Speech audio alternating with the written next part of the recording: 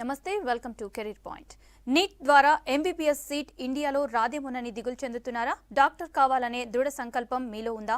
ఎలాగైనా డాక్టర్ కావాలనే బలమైన కోరిక ఉన్న విద్యార్థులకు విదేశాల్లో మంచి ఉన్నతమైన నాణ్యమైన వైద్య విద్యను అందిస్తుంది కెనీ అబ్రాడ్ ఎడ్యుకేషన్ సంస్థ. ఈ సంస్థ 2014లో స్థాపించబడి ఇప్పటి వరకు 6 సంవత్సరాలుగా వందలాది మంది విద్యార్థుల్ని విదేశాలకు పంపి డాక్టర్లుగా తీర్చిదిద్దింది. 7వ సంవత్సరంలోకి అడుగుపెట్టింది. ఈ సంస్థ మేనేజింగ్ డైరెక్టర్ శ్రీ దొంతోజు కనకాచారి గారు లెక్చరర్గా, తర్వాత 15 సంవత్సరాలు ఇంటర్ కళాశాలకు ప్రిన్సిపల్గా పనిచేసి వేలాది మంది విద్యార్థులను ఆదర్శంగా తీర్చిదిద్ది చివరికి తన ఏకైక కుమారుని ఫిలిప్పీన్స్ క్యాపిటల్ సిటీ అయిన మనీలాలోని యూనివర్సిటీ ఆఫ్ పర్పెచువల్ కాలేజీలో మెడిసిన్ చదివించుకుని పూర్తి చేయించారు. వారితో పాటు Kenny abroad education Hyderabad branch manager Shrimati Saraswati Reddy గారు కూడా మనతో పాటు ఉన్నారు. వారితో మాట్లాడే కంటే ముందు ఫిలిప్పీన్స్లోని పర్పెచువల్ కాలేజ్ ఏవి చూద్దాం.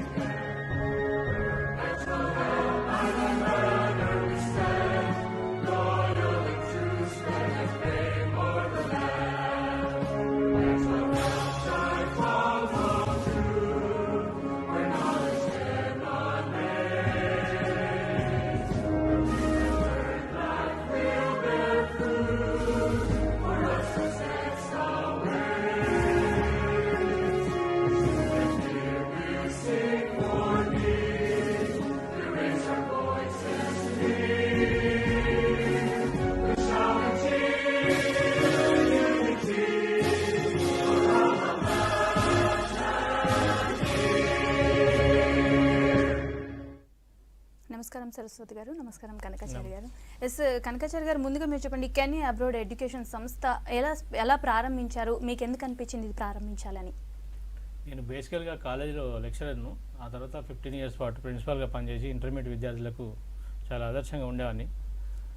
అలాగే 2014లో మా అబ్బాయిది ఇంటర్మీడియట్ అయిపోయి 919 మార్క్స్ వచ్చి ఎంసెట్లో జస్ట్ ర్యాంక్ మిస్ అయ్యి మెడిసిన్ మిస్ అయ్యి బాధపడుతుంటే ఎట్లయినా ఈ ఒక సంస్థను ఎస్టాబ్లిష్ చేసి ఈయన్ని విదేశాల్లో ఎక్కడైనా చదివించాలి, ఇక్కడ ఇండియాలో చదివించలేకపోతున్నాం కాబట్టి అనే క్రమంలో foreign consultancy, foreign education styles వైపు పూర్తిగా సెర్చ్ చేసి అన్ని కళాశాలల గురించి తెలుసుకొని university of perpetual health system డెల్టాలో మా అబ్బాయిని 2014లో చేర్పించి ఎంబీబీఎస్ కంప్లీట్ చేయించాను. సో వాళ్ళలో ఉన్నటువంటి డిజైర్ను అప్పుడు అర్థం చేసుకొని అదేవిధంగా మిగతా విద్యార్థులు కూడా ఇలాగనే ఉపయోగపడతాం కదా అనే ఉద్దేశంతో కెనీ అబ్రాడ్ ఎడ్యుకేషన్ సంస్థను స్థాపించడం జరిగింది. ఈ కెనీ అనేటువంటి వర్డ్ ఫ్రెంచ్ వర్డ్ యాక్చువల్గా, దాంట్లో హానెస్టీ లేదా డిగ్నిటీ అనేటువంటి అర్థం ఇమిడి ఉందండి. దానికి రీజనబుల్ ఆన్సర్. సో అట్లా స్టార్ట్ చేసి అప్పటి నుంచి ఇప్పటివరకు వేలాది మంది విద్యార్థులను ఫిలిప్పీన్స్లోని పర్పెచువల్ కాలేజీకి, ఎమిలియో, తర్వాత డవావో కాలేజీలకు పంపిస్తున్నాం. అట్లాగే Russia, Ukraine, Georgia, Kazakhstan, Kyrgyzstan లాంటి కంట్రీస్లో కూడా పిల్లలను పంపిస్తూ ఉన్నాం ఇప్పటివరకు. మీరు చెప్పండి సరస్వతి గారు, మీరు ఏ దేశాల్లో ఎంబీబీఎస్ అడ్మిషన్ చేస్తారు అండ్ ఆ దేశాల్లోని కాలేజెస్ నేమ్స్ ఏంటి? మన కెనీ నుండి Philippine, Ukraine, Georgia, Russia, Kazakhstan, Kyrgyzstan ఈ కంట్రీస్కి మనం పంపిస్తామండి పిల్లల్ని. ఫిలిప్పీన్లో వచ్చేసి సార్ చెప్పినట్టు పర్పెచువల్, డవావో, ఎమిలియో ఈ కాలేజ్ పంపిస్తాము. ఉక్రెయిన్లో వచ్చేసి బోగోమెలెట్స్, వినిస్తా, ఇవానో ఈ 3 కాలేజెస్ చేస్తామండి. మళ్ళీ జార్జియాలో వచ్చేసి Batumi international university, Akaki university and Georgian national university ఈ 3 కాలేజెస్కి చేస్తామండి. కజకిస్తాన్లో వచ్చేసి కొక్షేతు యూనివర్సిటీకి చేస్తాం. రష్యాలో వచ్చేసి క్రిమియా ఫెడరల్ యూనివర్సిటీకి చేస్తామండి. మళ్ళీ కిర్గిస్తాన్కి వచ్చేసి Jalalabad university and Asian international యూనివర్సిటీకి చేస్తామండి, పంపిస్తాం పిల్లల్ని. ఓకే కనకాచారి గారు, మీరు చెప్పండి, విదేశాల్లో ఎడ్యుకేషన్ విధానం ఎలా ఉంటుంది? ఇప్పుడు ఇండియన్ ఎడ్యుకేషన్ సిస్టమ్తో పోలిస్తే విదేశీ విద్యాలయంలో ఒక్కొక్క కంట్రీకి ఒక్కొక్క ఎడ్యుకేషన్ సిస్టమ్ ఉంటుంది. సపోజ్ ఫిలిప్పీన్ తీసుకుంటే అక్కడ US education system. US education సిస్టంలో మనకు 10th తర్వాత డిగ్రీ 4 years డిగ్రీ అవార్డ్ అయిపోవాలి. ఇక్కడ ఇంటర్మీడియట్ అయిపోయిన పిల్లలు అక్కడ 1 year బీఎస్ కోర్సుని చేస్తారు. ఆ బీఎస్ కోర్సులో 4 semesters ఉంటాయి. అంటే 1 year 2 months అట్లా అవుతుంది. దాదాపుగా 3 months ఒకసారి సెమిస్టర్. మధ్య మధ్యలో వచ్చేటువంటి బ్రేక్స్ కలుపుకుంటే 1 year 2 months 3 months 4 months వరకు పోతుంది. యాక్చువల్గా 1.5 year అని చెప్తాం. 1 year కానీ 1.5 year లోపల 8 బీఎస్ అయిపోతుంది. రిమైనింగ్ 4 years వచ్చేసి ఫిలిప్పీన్స్లో first 2 years complete theory, 3rd year వరకు 3rd 4th year కంప్లీట్గా ప్రాక్టికల్స్. అంటే 4th year ఇంటర్న్షిప్కు ఇండియాలో వ్యాలిడ్ అవుతుంది అన్నట్టు. అంటే ఇంటర్న్షిప్తో కలిపితే 5.5 yearsలో ఫిలిప్పీన్స్లో ఆ కోర్స్ కంప్లీట్ అవుతుంది. తర్వాత రష్యాకి వస్తే 6 years, ఉక్రెయిన్ కానీ రష్యా కానీ జార్జియా కానీ కంప్లీట్గా 6 years. అదే కజకిస్తాన్లోని కాక్స్తో కాలేజీ ఇంకా ఏ కాలేజీ అయినా కూడా 5 years ఉన్నాయి, 6 years ఉన్నాయి. ఈ కాక్స్తో కాలేజీ 5 years మాత్రమే కంప్లీట్ అవుతుంది. విదేశీ విద్యా విధానానికి ఇండియన్ విద్యా విధానానికి తేడా ఏముండదు. సబ్జెక్ట్ పరంగా ఎవరైనా ఎక్స్పర్ట్ అయితే క్లినికల్ ఎక్స్పోజర్ ఎక్కువ ఏ కంట్రీలో ఉంటుందో ఆ స్టూడెంట్ బాగా నాలెడ్జ్ గెయిన్ అవుతాడు. ప్రాక్టికల్స్లో ఎక్కువ నాలెడ్జ్ గెయిన్ అయినటువంటి స్టూడెంట్స్ ఇండియాకి వచ్చాక ఎంసీఏ ఎగ్జామ్ ఇట్లాంటివి రాయడానికి కొంచెం ఎక్కువ అవకాశం ఉంటుంది. అదే ఫిలిప్పీన్స్ తీసుకుంటే అక్కడ వెదర్ కానీ ప్లస్ వాతావరణ పరిస్థితులు కానీ అన్నీ మన ఇండియన్కు ప్యారలల్గా ఉంటాయి. అంటే 96% of the people they can speak in English ఆ కంట్రీలో. అంటే ఈవెన్ మామూలుగా ఇల్లిటరేట్ కూడా ఇంగ్లీష్ మాట్లాడే స్థాయికి ఎదిగిపోతారు. మన పిల్లలు అక్కడ పోయినాక ఫ్రీగా మూవ్ కావడానికి ఎక్కువ అవకాశం ఉంటుంది. క్లినికల్ రొటేషన్స్లో పిల్లలు పేరెంట్స్తో పాటు ఇంటరాక్ట్ కావడానికి ఎక్కువ అవకాశం ఉంటుంది. సో ఇట్లాంటి కంట్రీస్లో ఇంగ్లీష్ స్పీకింగ్ కంట్రీస్లో మన పిల్లలు ఈజీగా గెట్ అవుతారు. అట్లనే కొన్ని కంట్రీస్ కొంచెం చలిగా ఉంటాయి, కొన్ని కంట్రీస్ కొంచెం హాట్గా ఉన్నప్పుడు 6 years కంట్రీస్లో ఇంటర్న్షిప్ కలుపుకొని అక్కడ 6 years అయితే ఇక్కడ 5 years. కాక్సితో కాలేజ్ కజకిస్తాన్ అయితే 5 yearsలో ఇది టోటల్గా కంప్లీట్ అవుతుంది. ఎక్కడైతే కంట్రీస్లో మన ఇండియన్ ప్యారలల్ డిసీజెస్ ఆటోమేటిక్గా ప్యారలల్గా ఉన్నప్పుడు ఆ కంట్రీస్లో వచ్చేటువంటి డిసీజ్ మీద మన ఇండియన్ స్టూడెంట్స్ ప్రాక్టికల్స్ చేస్తారు కాబట్టి ఆ క్లినికల్ ఎక్స్పోజర్లో నాలెడ్జ్ ఎక్కువ గెయిన్ అయినప్పుడు తను ఇండియాకి వచ్చి మళ్ళీ సక్సెస్ అయ్యేటువంటి పాస్ పర్సెంటేజ్ ఎక్కువ ఉంటుంది. ఓకే సరస్వతి గారు, మీరు చెప్పండి, అక్కడికి వెళ్ళిన స్టూడెంట్స్కి ముఖ్యంగా ఏంటంటే ఇక్కడ నుంచి అక్కడికి వెళ్ళేసరికి ఒక డౌట్ ఉంటుంది, కొన్ని భయాలు ఉంటాయి. అయితే ఎలా ఉంటుంది, సేఫ్టీ ఎలా ఉంటుంది, ఫుడ్ ఎలా ఉంటుంది, అకామిడేషన్ ఎలా ఏంటి అని ఉంటుంది, దీనికి మీరేం చెప్తారు? దీనికి నేను ప్రత్యక్ష సాక్ష్యం అండి. ఎందుకంటే మా పాపని జాయిన్ చేసినప్పుడు అక్కడికి నేను వెళ్ళి చూశానమాట ఫిలిప్పీన్ పర్పెక్చువల్ కాలేజ్కి. ఇక్కడ సేఫ్టీ విషయానికి వచ్చేస్తే మనకి సేఫ్గా ఉంటుంది. బాయ్స్ అండ్ గర్ల్స్కి సపరేట్ హాస్టల్స్ ఉంటాయి. అఫ్కోర్స్ క్లాస్ మాత్రం కోఎడ్ అవుతాయి, కానీ హాస్టల్స్ మాత్రం డిఫరెంట్ ఉంటాయి. మన కాలేజ్ క్యాంపస్లోకి వెళ్ళామంటే పిల్లలు ఇంకా బయటికి రావాల్సిన అవసరమే ఉండదు. వాళ్ళు ఏదైనా కావాలి, మేము బయటికి వెళ్ళాలి, ఆ సెక్యూరిటీ క్యాంపస్ని దాటి బయటికి వెళ్ళాలి అంటే సెక్యూరిటీ ఫస్ట్ కాల్ చేసేది మా పేరెంట్స్కే. మేము ఓకే అంటే కానీ వాళ్ళు బయటికి పంపించరు. Otherwise they are not allowed to go అవుట్ సైడ్. ఇంకా మనకు ఫుడ్కి వచ్చేస్తే ఏంటంటే ఇక్కడ మనకి తెలుగు హాస్టలే ఉందండి. వేరే కంట్రీస్లో ఇండియన్ హాస్టల్స్ ఉన్నాయి, కానీ ఇక్కడ పర్ఫెక్చువల్కి వచ్చేస్తే మనకి తెలుగు హాస్టల్స్ ఉన్నాయి. ఇక్కడ తెలుగు పిల్లలే చాలామంది ఉన్నారు కాబట్టి సపరేట్గా ఒక తెలుగు హాస్టలే ఉందన్నమాట. ఫుడ్ వచ్చేసి మన తెలుగు ఫుడ్డే ఉంటుంది. ఇంకేంటంటే అకామిడేషన్కి వచ్చేస్తే మనకి ఒక రూమ్లో 4 beds ఉంటాయి, ఒక రూమ్లో 2 beds ఉంటాయి. డిపెండ్ ఆన్ మనం ఎక్కువ ఖర్చు పెట్టుకోలేము అంటే 4 beds రూమ్ తీసుకోవచ్చు, లేదు అంటే 2 beds ఉన్నది కూడా మనం తీసుకోవచ్చు. ఇదేంటి ఫీమేల్ డామినేటెడ్ కంట్రీ కాబట్టి మన అమ్మాయిలకి సేఫ్ ఎక్కువ. ఐ గెస్ అమ్మాయిలకు సేఫ్టీ ఉందంటే ఇంకా బాయ్స్కి చెప్పనవసరం లేదు. ఇది సేఫ్ అండ్ సెక్యూర్ కంట్రీ అని చెప్పచ్చండి. ఓకే కనకాచార్య గారు, మీరు చెప్పండి, విదేశీ విద్యా విధానానికి ఇండియాలో మెడికల్ ఎడ్యుకేషన్కి డిఫరెన్స్ ఏంటంటారు? ఇండియాలో నీట్ ఎగ్జామ్ ద్వారా మనకు ఆల్ ఇండియాలో ఉన్నటువంటి 55,000 సీట్లను భర్తీ చేస్తాం. విదేశాల్లో ఆయా యూనివర్సిటీలను బట్టి విదేశీ ఫండ్ గ్యాదర్ చేయడం కోసం మన ఫారిన్ స్టూడెంట్స్కి అవకాశాలు కల్పిస్తారు. ఇప్పుడు సపోజ్ ఫిలిప్పీన్స్ మనం ఏదైనా కాలేజ్ తీసుకుంటే డవావో కానీ పర్పెచువల్ కానీ ఎమిలియో కానీ ఈ 3 కాలేజీలు తీసుకుంటే మన ఇండియన్ స్టూడెంట్స్ పేమెంట్ చేసేది అక్కడ లోకల్ ఫండింగ్ కంటే ఎక్కువ ఉంటుంది.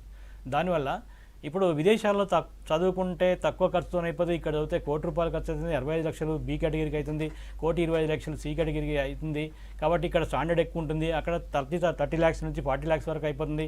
కజకిస్తాన్ లాంటి కంట్రీస్లో 20 lakhs బిలో అయిపోతుంది. అది తక్కువ కాలేజీలు, తక్కువ కంట్రీస్, తక్కువ ఎక్స్పోజర్ ఉంటుంది అనేది ఇక్కడ ఇండియన్ ప్రజల్లో ఉన్నటువంటి ఒక అపోహ మాత్రమే.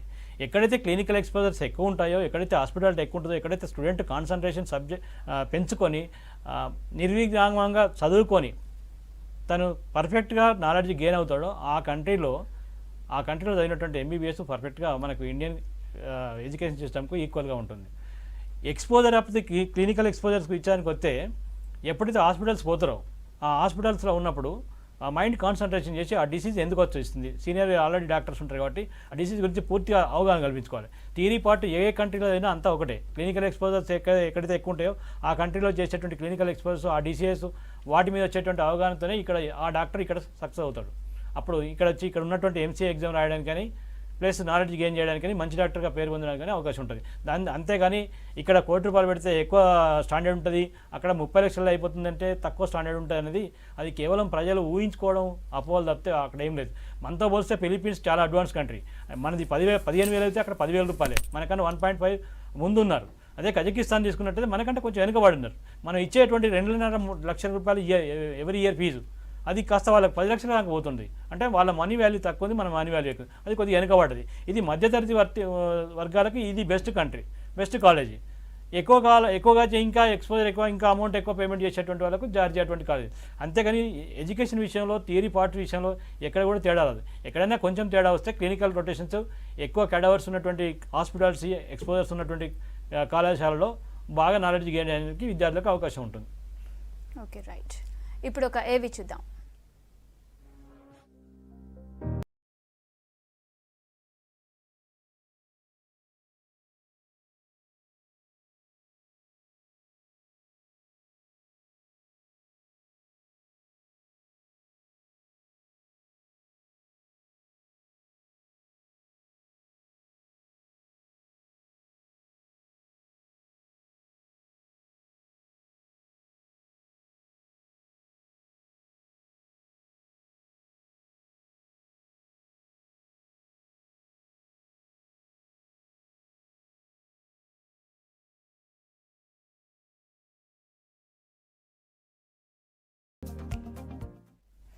ఎస్ కనకాచారి గారు చెప్పండి, ఫిలిప్పైన్స్లో ఎన్మాట్ ఎగ్జామ్పై ఉన్న అపోహలు ఏంటి? ఎన్మాట్ అంటే ఇక్కడ నేషనల్ మెడికల్ అడ్మిషన్ టెస్ట్ అనే ఎగ్జామ్. మన ఇండియాలో నీట్ లాగానే అక్కడ లోకల్ స్టూడెంట్స్ కోసం అది ఎస్టాబ్లిష్ చేసినటువంటి ఒక ఎగ్జామినేషన్. దాంట్లో మన ఇండియన్ స్టూడెంట్స్ ఒక్కొక్క కాలేజీని బట్టి ఒక రీతిగా. ఇప్పుడు ఎన్మాట్ ఎగ్జామ్లో లోకల్ సిలబస్తో పాటు బయాలజికల్ సైన్స్, ఫిజికల్ సైన్స్ ఇవి సిలబస్లో ఉంటాయి. దాన్ని కొన్ని కళాశాలలో పర్ఫెక్ట్గా అంటే 40% రావాలి. కొన్ని కళాశాలలో జస్ట్ అటెంప్ట్ చేస్తే సరిపోతుంది, అది 3 times అటెంప్ట్ చేయడానికి ఉంది. కొన్ని కళాశాలలో అది కంపల్సరీ పాస్ కావాలి. ఇప్పుడు ఎమ్మెల్యే అటువంటి కాలేజీలో ఎన్మాట్ కంపల్సరీ పాస్ అయితేనే వాడు ఎండీలోకి ఎన్రోల్ అవుతాడు. అక్కడ 2 years బిఎస్. ఇక్కడ పర్ఫెక్చర్కి వచ్చేసరికి అటెంప్ట్ చేస్తే సరిపోతుంది, 40% వచ్చేస్తుంది ఆటోమేటిక్గా. అంటే up to 3 times you can write the ఎన్మాట్ examination. అంతేగాని దాని మీద పెద్ద అపోహలు క్రియేట్ చేసి అది రాయలేరు, అది పాస్ అవ్వలేరు అండ్ యావరేజ్ 60% ఇంటర్మీడియట్ ఉన్నటువంటి వాళ్ళు కూడా అక్కడ ఎన్మాట్ ఎగ్జామ్ పాస్ అవుతున్నారు. దాని మీద ఎలాంటి అపోహలు వద్దు. అది లోకల్ స్టూడెంట్స్ కోసం మాండేటరీ. మన స్టూడెంట్స్కి only attempt is enough for perpetual and Davao. So remaining all ఇంకా డౌట్ క్రియేట్ చేసేటువంటి వాళ్ళు వేరే అదర్ దెన్ ఆ ఫిలిప్పీన్స్ కంట్రీ చేసేవాళ్ళు పేరెంట్స్లో లేనిపోని అపోహలు క్రియేట్ చేసి ఇది పాస్ గారు, ఇది పాస్ అయితేనే ఆడ ఎండీ సీట్ దొరుకుతుంది, ఇక్కడ 100 మంది తీసుకుంటారు, ఆడ 50 సీట్లే ఉంటాయి. ఇట్లాంటి అపోహలను బయట కన్సల్టెంట్స్లు ఇంకా వేరే ఒకటే కంట్రీ చేసేటువంటి కన్సల్టెన్స్లు ఆ పేరెంట్స్లో అపోహలు క్రియేట్ చేస్తే తప్పితే అక్కడ ఎన్మాట్ గురించి ఏ స్టూడెంట్ కానీ పేరెంట్ కానీ భయపడాల్సిన అవసరం. ప్రతి ఒక్క స్టూడెంట్ పర్ఫెక్చువల్ అయితే బీఎస్ జాయిన్ అయిన ప్రతి ఒక్క స్టూడెంట్కు అక్కడ ఎండీలో సీట్ కంపల్సరీ వచ్చేస్తుంది. సరస్వతి గారు మీరు చెప్పండి, ఎంబీబీఎస్ పూర్తయిన తర్వాత ఇండియాకి వచ్చి రాయవలసిన ఎగ్జామ్స్ ఏంటి? ఇది ఒక పెద్ద డౌట్ అండి. పేరెంట్స్కి నార్మల్గా వచ్చే డౌట్ ఇది ఏంటి అంటే, ముందు అబ్రాడ్లో చదివిన పిల్లలు ఇండియాకి వచ్చి బిఫోర్ 2020 ఇండియాకు వచ్చి ఎంసీఐ ఎగ్జామ్ రాయాల్సి ఉండేది. అయితే పేరెంట్స్లో ఇదేమైపోయిందంటే, అదే ఎంసీఐ మేము బయట చదివిన పిల్లలు ఇక్కడ చేస్తున్నారు అంటే అక్కడ సర్టిఫికెట్ ఇండియాలో వ్యాలిడా కాదా అనే డౌట్ వచ్చేది ఎంసీఐ ఎగ్జామ్ రాయడం వల్ల. అందుకే ఈ డిఫరెన్స్ తీసేయడానికి మన గవర్నమెంట్ ఇప్పుడు కొత్తగా నెక్స్ట్ అనే ఎగ్జామ్ని ప్రవేశపెట్టిందండి. అది నేషనల్ ఎగ్జిస్ట్ టెస్ట్ అనమాట. ఈ టెస్ట్ ఏంటంటే అబ్రాడ్లో చదివిన పిల్లలైనా ఇండియాలో చదివిన పిల్లలైనా ఏ కేటగిరీలోనైనా, A category, B category, C category ఎందులో చదివిన వాళ్ళు ఎన్ఎంసీ నామ్స్ ప్రకారము వాళ్ళు ఈ నెక్స్ట్ అనే ఎగ్జామ్ కంపల్సరీ రాయాల్సిందే. అంటే అబ్రాడ్లో చదివినా ఇండియాలో చదివినా ఏ కేటగిరీ స్టూడెంట్ అయినా ఈ నెక్స్ట్ అనే ఎగ్జామ్ రాయాల్సిందే అనమాట. ఈ డిఫరెన్షియేట్ తెలుసుకుంటే పేరెంట్స్కి ఇప్పుడు కొంచెం రిలాక్స్గా ఉంటుంది. ఎందుకంటే ఎంసీఐ అని ముందు భయపడేవాళ్ళు, ఇప్పుడు భయపడాల్సిన అవసరం లేదు. అక్కడ చదివినా ఇక్కడ చదివినా ఇక్కడ సర్టిఫికెట్ అవి వ్యాలిడే. అదే. ఓకే అండి. కనకాచారి గారు, ఫీ డీటెయిల్స్ ఎలా ఉంటాయి, ఫీ స్ట్రక్చర్ ఎలా ఉంటుంది? ఫీజులు యాక్చువల్గా కంట్రీని బట్టి కాలేజ్ బట్టి ఉంటాయండి. ఫస్ట్ ఫిలిప్పీన్స్ తీసుకుంటే మనకు ఇప్పుడు పర్పెచువల్ కాలేజ్ ఉంది, యూనివర్సిటీ ఆఫ్ పర్పెచువల్ కాలేజ్. ఇది చాలా 1975లో ఎస్టాబ్లిష్ అయింది. ఇప్పటి వరకు 46th year రన్నింగ్. ఇది స్టార్టింగ్ నుంచి మెడికల్ స్టూడెంట్స్కు అడ్మిషన్ ఉన్నటువంటి కాలేజీ ఫిలిప్పీన్స్లో ఇది. ఇప్పుడు దీంట్లో 18,500 స్టూడెంట్స్ టోటల్. ఇదొక్కటే కాలేజీ ఫిలిప్పీన్స్లో అటానమస్ కాలేజ్, అటానమస్ స్టేటస్ పొందినటువంటి కళాశాల ఇదొక్కటే. దీనికి క్లినికల్ ఎక్స్పోజర్ కూడా ఫిలిప్పీన్స్ గవర్నమెంట్ హాస్పిటల్స్కు అటాచ్డ్గా ఉన్నాయి. సో ఈ కళాశాలలో ఉన్నటువంటి స్ట్రెంత్ ఈ oldest college 41 batches 46 batches already ఈ మెడిసిన్ కంప్లీట్ అయిపోయి బయటకు వచ్చినటువంటి స్టూడెంట్. మన స్టూడెంట్స్ కూడా చాలామంది ఇప్పుడు ఈ కాలేజీలో చదివి ఇప్పుడు తెలంగాణ ఆంధ్రాలో ఆల్రెడీ ప్రాక్టీస్ చేస్తున్నటువంటి వాళ్ళు ఉన్నారు. పేరెంట్స్ కావాలంటే వాళ్ళ నెంబర్ కూడా ఇచ్చేస్తాం, మాట్లాడుకోవచ్చు. సో అంటే ఈ కళాశాలలో ఫీజు వచ్చేసి అక్కడ లోకల్ మనీ ఇప్పుడు ప్రతి కళాశాలలో కాలేజ్ అఫీషియల్ వెబ్సైట్లో ఖచ్చితంగా ఫీజు డీటెయిల్స్ ఉంటాయి. అది మాత్రమే స్టూడెంట్ పే చేయాలి.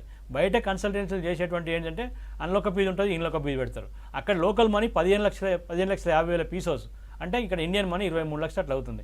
దాన్ని పీసోస్ కాకుండా డాలర్ను తక్కువ చేసేసి ఇప్పుడున్న రేటు 74 రూపాయలు అయితే అది 70 రూపాయలు 60 రూపాయలు డాలర్స్ కొట్టేసి 21 లక్ష 22 లక్షలు అని చెప్తుంది. యాక్చువల్గా చూస్తే 23,25,000 ఈ రోజుకి అవుతుంది. అంటే ఏ రోజైతే స్టూడెంట్ పేమెంట్ చేస్తాడో కాలేజీకి ఆ రోజు ఫీజు మాత్రమే అక్కడ తీసుకుంటుంది, ఆ రోజు రేట్ ఆఫ్ పీసోస్ ప్రకారం తీసుకుంటుంది. సో ఇట్లనే ప్రతి కాలేజ్ వెబ్సైట్లో ఫీజు డీటెయిల్స్ క్లియర్గా ఉంటాయి. రష్యా తీసుకుంటే డాలర్ల రూపంలో పే చేయాలి. ఉక్రెయిన్ కానీ రష్యా కానీ జార్జియా కానీ కంప్లీట్గా ఇన్ని డాలర్లు అని ఉంటుంది, అన్ని డాలర్లు అక్కడ పే చేయాలి. ఫిలిప్పీన్స్ తీసుకుంటే 30 lakhs లోపల, అంటే including food bed everything 30 lakhs లోపల ఒక్కొక్క కళాశాలలో అయిపోతుంది. 30 నుంచి 35 ఒక మామూలుగా అప్ అండ్ డౌన్స్ ఉంటాయి కాబట్టి ఒక 5 lakhs అటు ఇటు వేసుకోవాలి. తర్వాత ఉక్రెయిన్ తీసుకుంటే 30 lakhs లోపల అయిపోతుంది. జార్జియా తీసుకుంటే 35 + 40, ఆకాకి తీసుకుంటే కొంచెం తగ్గుతుంది.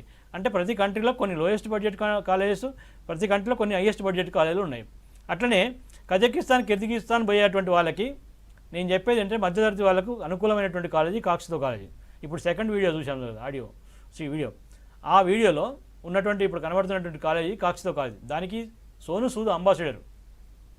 సో పేరెంట్స్ ఏమైనా ఆర్థికంగా వెనుకబడ్డ వాళ్ళకి పూర్తిగా ఆయనే ఫైనాన్షియల్ భరోసా ఇచ్చి ఒక బ్యాంక్ వాళ్ళతో మాట్లాడి 100% ఫండింగ్ ఇప్పిస్తున్నాడు. అంటే కాలేజ్ ఫీజు మొత్తం ఆయన అండర్టేకింగ్లో స్టూడెంట్ పేరెంట్ ఒక సంతకం పెట్టేసి ఆయన బ్యాంక్ స్టేట్మెంట్ ఇచ్చేస్తే ఆ బ్యాంక్ వాళ్ళు కాలేజీకి దాన్ని ఫస్ట్ ఇయర్ ట్రాన్స్ఫర్ చేస్తారు. దాన్ని డివైడెడ్ బై 12 monthsలో పేరెంట్ కట్టుకోవచ్చు ఈజియెస్ట్ వేలో. ఒక food and consultancy charges, flight charges, visa charges కట్టేస్తే ఫస్ట్ ఇయర్ వెళ్ళిపోతాడు. తర్వాత పేరెంట్ మంత్లీ ఇన్స్టాల్మెంట్ కింద కట్టుకోవచ్చు అప్ టు 5 years. ఇది 120 సంవత్సరాల చరిత్ర కలిగిన గవర్నమెంట్ కాలేజీ ఫిలిప్పీన్స్లో, కజకిస్తాన్లో టాపెస్ట్ గవర్నమెంట్ కాలేజీ. దీంట్లో 200 కంట్రీస్ నుంచి ఉన్నటువంటి టాప్ మెడికల్ డాక్టర్స్ మొత్తం ఎవ్రీ ఇయర్ ఒకసారి ఇందులో మీటింగ్ కండక్ట్ చేస్తారు. సో ఇదంతా క్లినికల్ ఎక్స్పోజర్స్కి పిల్లలకి వాళ్ళని చూసి అవేర్నెస్ పెంచుకోవడానికి ఉపయోగపడుతుంది. ఇది ఆర్థికంగా వెనుకబడ్డ కంట్రీ అని ఫీజు తక్కువ ఉందని ఏదో కాలేజీ వేస్ట్ కాలేజీ అనుకోవడానికి లేదు. ఇక్కడ మన తెలుగు స్టూడెంట్స్ కూడా 500 మంది స్టూడెంట్స్ ఈ కళాశాలలో ఉన్నారు. కావాలంటే వాళ్ళ పేరెంట్స్తో కూడా మాట్లాడించడానికి అవకాశం మీకు కల్పిస్తాం, అన్నీ చేయొచ్చు. తర్వాత క్రిమియా ఫెడరల్ యూనివర్సిటీ రష్యాలో టాప్, అది మేము ఒక్కలమే ఎక్స్క్లూజివ్ తెలంగాణ ఆంధ్రాకి. బాటూమి ఇంటర్నేషనల్ జార్జియాలో మాకు ఆథరైజేషన్ ఉంది. పర్పెచువల్కు ఫిలిప్పీన్స్లో మాకు పూర్తి అంటే మిగతా కాలేజీలతో అన్ని కన్సల్టెన్సీలతో మాకు పూర్తిగా ఆథరైజేషన్ కలిగినటువంటి అన్ని కళాశాలలో ఫీజులు యావరేజ్గా సుమారు 15 లక్షల నుంచి 35 నుంచి 40 లక్షల వరకు ఆయా కంట్రీస్ కాలేజీని బట్టి ఉంటాయి. ప్రతి స్టూడెంట్ ఎత్తుకోవాల్సింది ఫస్ట్ కంట్రీని ఎత్తుకోండి, తర్వాత కాలేజ్ ఫైనల్ చేసుకోండి. ఆ కాలేజ్ ఫీ స్ట్రక్చర్ మేము ఇచ్చేది కాకుండా కాలేజ్ వెబ్సైట్లో చూస్తే మీకు అక్యురేట్గా కనబడుతుంది. That is final. Student has to pay at the end of the day.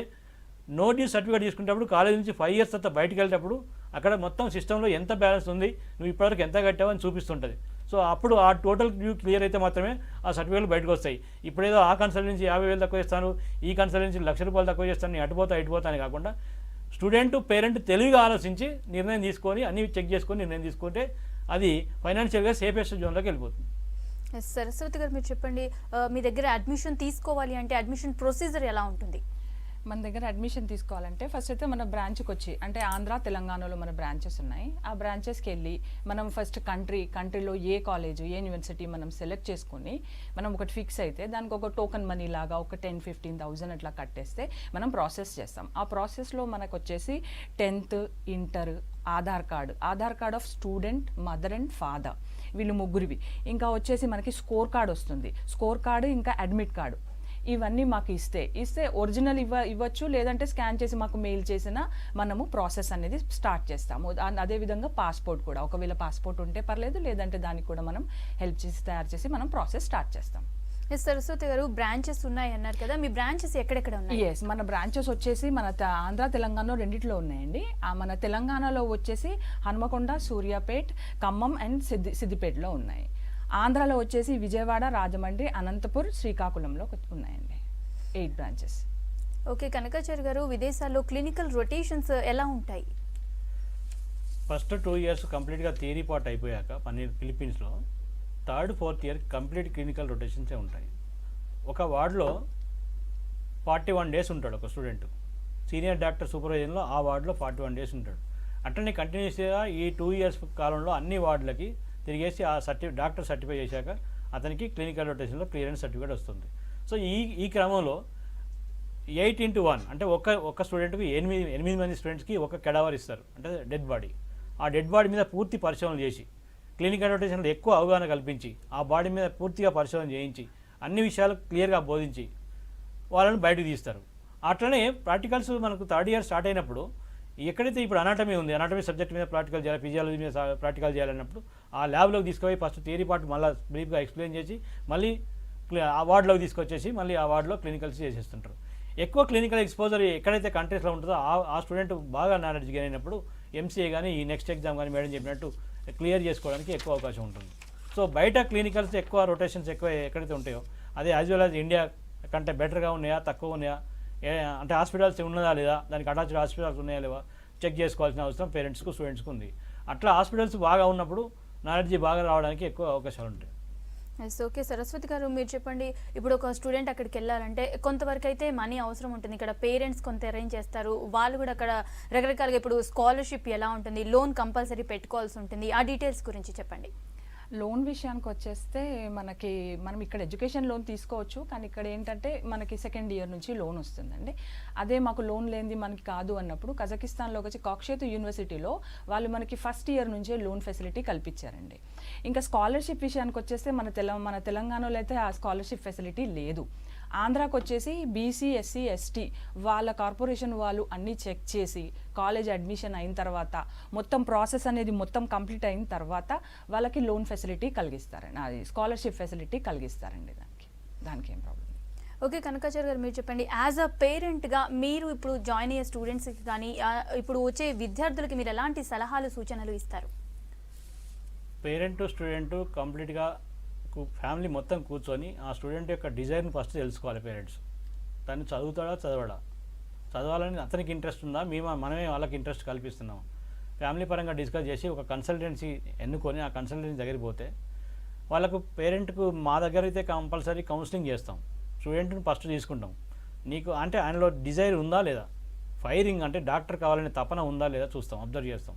తపన లేకపోతే ఆయన మోటివేషన్ చేసి కంపల్సరీ నువ్వు డాక్టర్ కావాలంటే ఈ పద్ధతుల్లో ఇలా నీకు 24 hours కష్టపడాలి, ఇన్ని సంవత్సరాలు కష్టపడాలి విగరస్గా అని చెప్పేస్తాం. అలా కష్టపడడానికి సిద్ధంగా ఉన్నప్పుడు మన నెక్స్ట్ పేరెంట్స్ని పిలిచి అబ్బాయి ఓకే ఈ అబ్బాయికి ఇంత పర్సెంట్ ఉంది, ఇంత పర్సెంట్కి ఇట్లా కావాలి అని ప్రాపర్గా గైడ్ చేస్తాం. అబ్బాయి లేకుండా పేరెంటే 10 కన్సల్టెంట్ తిరగడం వల్ల ఉపయోగం ఉండదు. పేరెంట్ మోటివేట్ అవుతాడు, తన బడ్జెట్ తన ఫైనాన్షియల్ సోర్స్ చూసుకుంటాడు తప్పితే అక్కడ స్టూడెంట్కు నచ్చిందా ఆ కాలేజీ నచ్చలేదా అనేది పేరెంట్కి తెలియదు.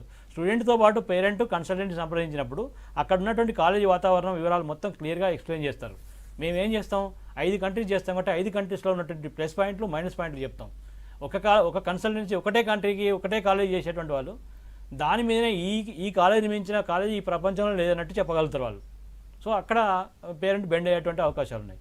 అట్లా కాదు, అన్ని కంట్రీస్లు అన్ని కాలేజీల గురించి పూర్తిగా అవగాహన వచ్చినాక స్టూడెంట్కు ఛాయిస్ వదిలిపెట్టాలి, ఒక 2 days గ్యాప్ ఇవ్వాలి. నువ్వు సార్ చెప్పింది ఎంతవరకు కరెక్ట్, కౌన్సిలింగ్లో కన్సల్టెంట్ సార్ చెప్పింది ఎంతవరకు కరెక్ట్ నువ్వు చెక్ చేయి. ఫస్ట్ చెక్ చేసుకో, వెబ్సైట్లు గూగుల్లో మొత్తం చెక్ చేసుకొని నీకు నువ్వు డిసైడ్గా మాతోటి ఓన్లీ పేరెంట్గా యాజ్ ఏ పేరెంట్గా నీకు ఫైనాన్షియల్ సపోర్ట్ చేస్తాం. ఇంకా కావాలంటే నీ ఉన్నత స్థానానికి ఎదగడానికి మేము అవకాశాలు కల్పిస్తాం తప్పితే మా ఓన్ నిర్ణయాల మీద నువ్వు చదువుకోవద్దు. ఎందుకంటే పేరెంట్ ప్రెషర్ మీద స్టూడెంట్ ఆడిపోయినప్పుడు మా నాన్న పంపిస్తే వచ్చాను నాకు ఇంట్రెస్ట్ లేదు చేతులు ఎత్తేస్తాడు. ఒక సెమిస్టర్ ఎందుకు ఫెయిల్ అయినా, ఒక సెమిస్టర్లో స్టూడెంట్ ఎప్పుడైనా ఫెయిల్ అయితే 2nd semester పోవడానికి ఆప్షన్స్ ఉండవు. 2nd semester పోకపోతే 6 నెలలు అక్కడ వేస్ట్ అయిపోతుంది.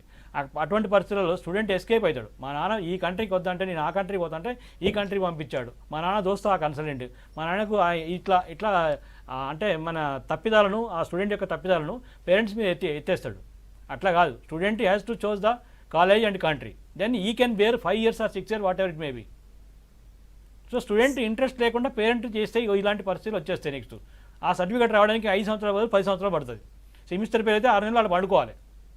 మళ్ళీ ఈ సెమిస్టర్ పాస్ అయితే నెక్స్ట్ సెమిస్టర్ పోతాడు. ఎందుకు ఫెయిల్ అయినా ఈయన అడగలేడు, ఎందుకంటే ఈయన ఫోర్స్ వల్ల ఆ స్టూడెంట్ ఆ కాలేజీ పోయిండు.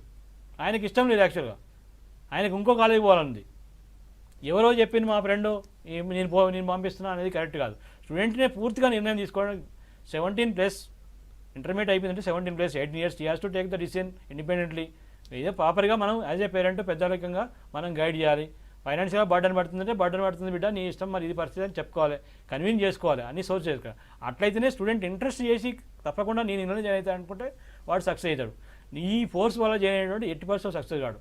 అట్లాగే బయట కంట్రీస్లలో ఎక్కువ అవకాశాలు ఉంటాయి, ఫ్రీ బర్డ్ అయిపోతాడు స్టూడెంట్, పేరెంట్స్ మానిటరింగ్ ఉండదు, ఫ్రీ బర్డ్ అయిపోతాడు. ఫైనాన్షియల్గా 20,000 పంపడాలంటే 20,000 పంపిస్తారు వీళ్ళు.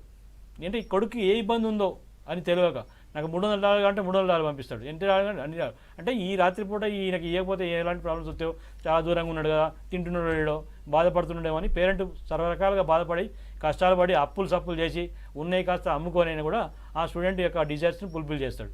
మరి ఆడు తింటాడా, చదువుతాడా, లైబ్రరీకి పోతాడా, సినిమాకి పోతాడా, షికారు చేస్తాడా అనేది ఇక్కడ అబ్జర్వ్ చేయడానికి కూడా ఎక్కడున్నా కూడా ఎక్కడున్నా ఫోన్ చేస్తే నీ క్లాస్ రూమ్లో అంటాడు, లేదా చదువుకుంటున్నా అంటాడు. దానికి మానిటరింగ్ అట్లా అంటాడు. అంటే ఇంటర్నల్గా మనకున్నటువంటి హాస్టల్స్లో మన సూపర్వైజన్లో ఎప్పుడైనా నేను 3 months 4 months ఒకసారి ఫిలిప్పీన్స్కి వెళ్తాను. పర్పెచువల్ కాలేజ్లో 1 week 10 days ఉంటాను. పిల్లల్ని అబ్జర్వ్ చేస్తుంటా బాగా. అంటే మామూలుగా వాళ్ళు ట్రాక్ తప్పిన పిల్లలందరినీ పిలుచుకొని కౌన్సిలింగ్ చేస్తాను. మీ ఫాదర్ ఇలా కష్టపడుతున్నాడు, ఇంత రిస్క్ పడి నీకోసం డబ్బులు పంపిస్తున్నాడు, ఇట్లా తిరుగుతున్నావు, ఈ చేస్తున్నావు, అది చేస్తున్నావు చెప్పేస్తాను. ప్రతి కంట్రీలో ప్రతి కాలేజ్లో 10% నుంచి 20% స్క్రాప్ ఉంటారు. 100% అందరు చదువుతారు, ఫస్ట్ క్లాస్లో పాస్ అవుతారని నేను చెప్పను. నేను అబ్జర్వ్ చేసిన ప్రకారం 20-25% కంపల్సరీ స్క్రాప్ ఉంటారు. అంటే మిస్యూజ్ చేస్తుంటారు, టైమును పేరెంట్స్ను మిస్యూజ్ చేస్తుంటారు. పేరెంట్స్ కూడా ఎప్పటికప్పుడు మానిటరింగ్ చేసుకుంటూ ప్రాపర్గా కౌన్సిలింగ్ చేసుకుంటూ మాలాంటి వాళ్ళతో చెప్పించుకుంటూ ఇంకా కొంచెం ముందు తీసుకెళ్ళాలి. సక్సెస్ కావడానికి ఎక్కువ అవకాశాలు కల్పించాలి. ఓకే, థ్యాంక్ యూ కనకాచారి గారు, థ్యాంక్ యూ సరస్వతి గారు. ఇది ఇవాల్టి career point. Stay tune to V6 News.